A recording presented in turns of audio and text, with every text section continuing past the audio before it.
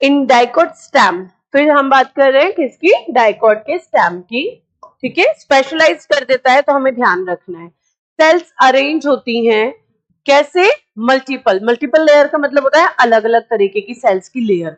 Between the epidermis यानी कि outer layer, pericycle कहां पे कवर करती है, वेस्कुलर बंडल, इनके बीच में क्या आता है, कॉर्टेक्स, मैंने आपको बताया था, फिर से हम देख लेते हैं।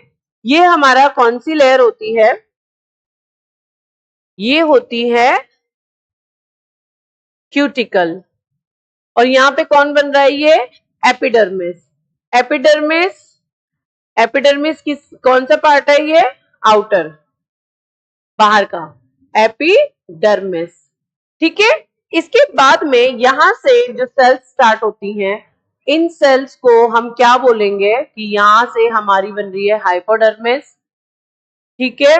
उसके बाद जो सेल्स बनती हैं बहुत सारी होती हैं, हम लोग सिंगल सिंगल लेयर बना रहे हैं अभी। इसके बाद कौन सी लेयर आएंगी, कॉर्टिकल लेयर, इसके बाद कौन सी लेयर आएंगी, कॉर्टिकल लेयर आ जाएंगी, ठीक है। और कॉर्टिकल लेयर के बाद में कौन सी लेयर आएंगी, यहाँ पे हम बना देते हैं एंडोडर्मिस, और एंडोडर्मिस के बाद की लेयर जो होती है वो क्या कहलाएगी, पेरीसाइकल। अब आप ध्यान से सुनिएगा, ये हमारी आउटर की बात हो रही है, ये हम इनसाइड चले गए, तो बीच में वाला जो पार्ट है वो कौन सा हो गया, कॉर्टेक्स, क्लियर। उसने हमें बोला ही क्या है, कॉर्टेक्स वाला part. It consist of 3 zone, किससे मिलके बने हुए हैं, 3 जोन। तो देखिए एपिडर्मिस क्या कॉर्टेक्स में आएगी, नो, इसलिए ये आंसर नहीं होगा। हाइपोडर्मिस आती है, एंडो आती है, but pericycle is not part of cortex. Hypodermis outer, endo starch sheath, starch sheath जो होती है वो एंडोडर्मिस के अंदर प्रेजेंट होती है, ठीक है। तो ये भी नहीं होगा।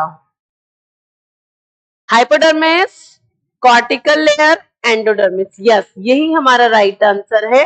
देखिए कैसे, यहां पे जो लेयर है सबसे पहली ये बनती है